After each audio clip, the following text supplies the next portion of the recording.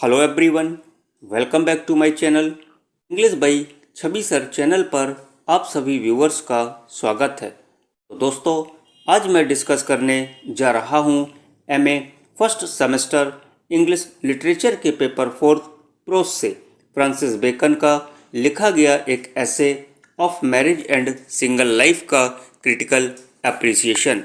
तो चलिए अब देर किस बात की है, चलते हैं सीधे क्रिटिकल एप्रिसिएशन के ऊपर। और फर्स्ट हेडिंग है introduction. Like many of the others essays written by Bacon, Bacon के द्वारा लिखे गए दूसरे निबंधों के समान, this one is one of the most popular essays of Bacon, यह बेकन के सबसे लोकप्रिय निबंधों में से एक लोकप्रिय निबंध है।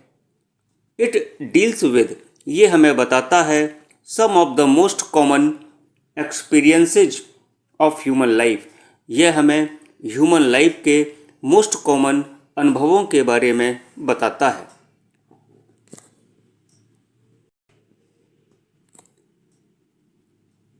Bacon takes a balanced view of both the married and the single life, Bacon संतुलित दृष्टिकोण रखते हैं, यानी बैलेंस्ड व्यू को रखते हैं, of both the married and single life, यानी विवाहित जीवन और सिंगल लाइफ दोनों के बारे में। देयर आर एडवांटेज, यहाँ फ़ायदा भी है, एंड डिसएडवांटेज, और नुकसान भी है, इन बोथ, इन दोनों में, यानी मैरिड लाइफ और सिंगल लाइफ में। Marriage also imposes certain restraint on men's freedom, यानी शादी भी व्यक्ति की स्वतंत्रता पर कुछ रेस्ट्रेंट यानी प्रतिबंध लगाती है।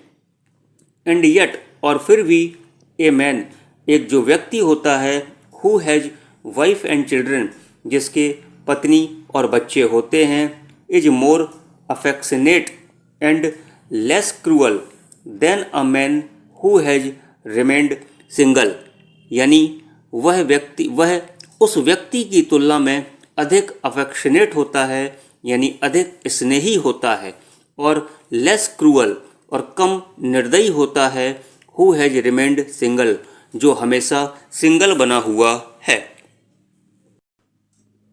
Heading number next, interesting observation of social life. An unmarried man, apart from enjoying freedom, is in a position to confer great benefits upon the public.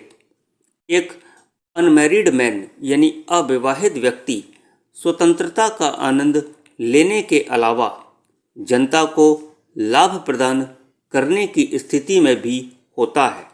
Besides, इसके अतिरिक्त, एन अनमैरिड मैन, जो अविवाहित व्यक्ति होता है, इज अ गुड फ्रेंड, वो एक अच्छा दोस्त हो सकता है, ए गुड एम्प्लॉयर, एक अच्छा कर्मचारी हो सकता है, एंड ए गुड सर्वेंट, और एक अच्छा नौकर भी हो सकता है।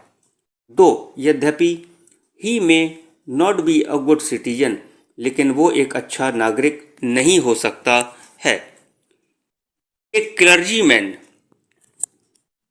Will do well to remain unmarried, यानी जो क्लर्जी मैन होता है, यानी जो पादरी होता है, उसके लिए अविवाहित रहना अच्छा रहेगा।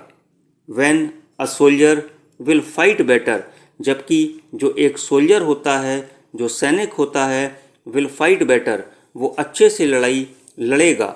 व्हेन ही थिंक्स, जब वो सोचता है, of the wife and children, अपनी पत्नी और बच्चों के बारे में सोचता है, he has left behind at home, जिसे वह घर पर छोड़कर आया है।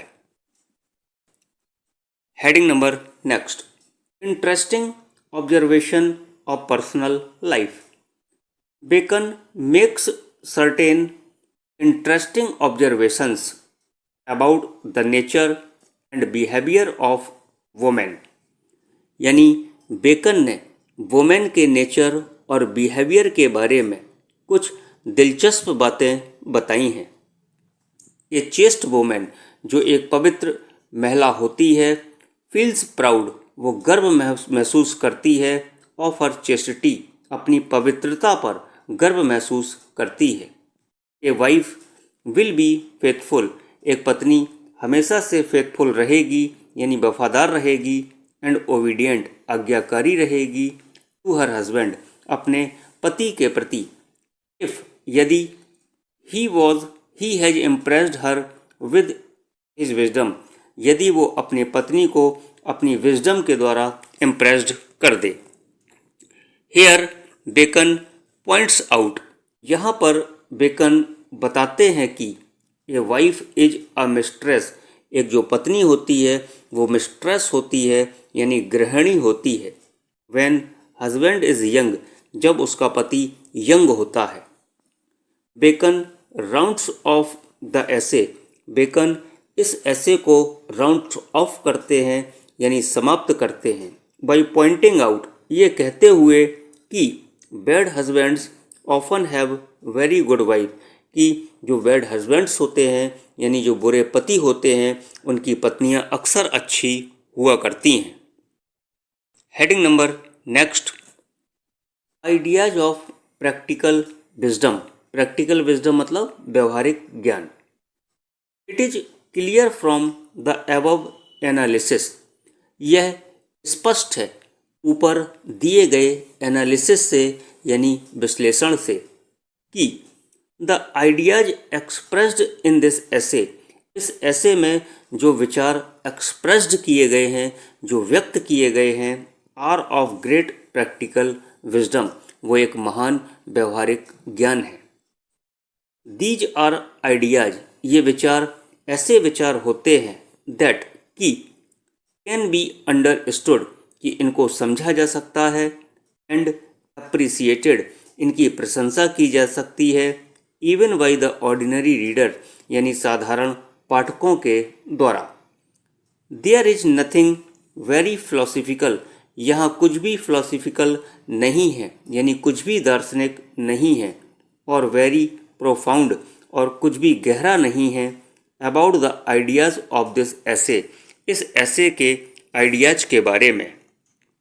10, इस प्रकार Bacon's analysis of human nature, Bacon का ह्यूमन नेचर का जो एनालिसिस है यानी ह्यूमन नेचर का जो विश्लेषण है, इन दिस ऐसे, इस निबंध में, as in other essays correspondence to well known facts, वह इस उदाहरण में प्रकृति अन्य उदाहरणों में सुप्रसिद्ध तथ्यों से मेल खाती है। Heading number last, conclusion. 10, इस प्रकार Bacon's of marriage and single life, Bacon का ये जो निबंध है जिसका नाम मैरिज और सिंगल लाइफ है, इज ए रिप्रेजेंटेटिव ऐसे, एक प्रतिनिधित्व करने वाला निबंध है, दैट ब्रिंग्स टू लाइट, जो प्रकाश लेकर आता है, all the qualities of essayist, यानी एक निबंधकार की सारी क्वालिटी को प्रकाश में लेकर आता है, with the discussion of on the subject, इस सब्जेक्ट पर डिस्कशन करने के साथ, वार्तालाप करने के साथ। इट इज मार्क्ड, इसे चिन्हित किया गया, फॉर इट्स ब्रेविटी, इसकी संक्षिप्तता के साथ, बाई इट्स स्टाइलिस्टिक क्वालिटीज, इसकी स्टाइलिस्टिक क्वालिटी के द्वारा। This is one of the finest essays in English language, यह इंग्लिश लैंग्वेज में कई अच्छे निबंधों में से एक अच्छा निबंध है। तो दोस्तों, ये था आपका क्रिटिकल एप्रिसिएशन फ्रांसिस बेकन के निबंध का of marriage and single life. आपको कैसा लगा कमेंट करके ज़रूर बताइए, और यदि आप चैनल पर नए हैं तो चैनल को सब्सक्राइब करिए, बेल आइकन को प्रेस करिए। दोस्तों, वीडियो पसंद आया हो तो वीडियो को लाइक करें और अपने दोस्तों के साथ शेयर करना बिल्कुल भी मत भूलें। Thank you for watching.